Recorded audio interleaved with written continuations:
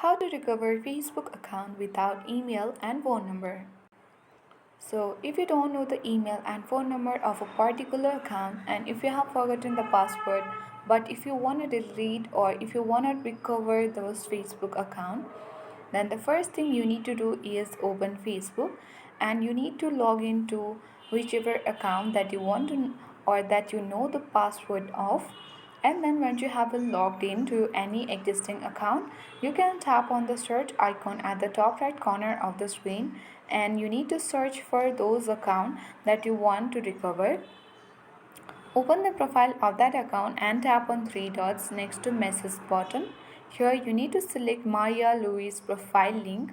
So you need to copy the link of this account, and then you have to tap on the three line at the top right corner of the screen, and then you need to log out this existing account here. So let's tap on log out button again, and then you simply need to tap on login to another account. Then this interface will open where you need to tap on forgotten password link,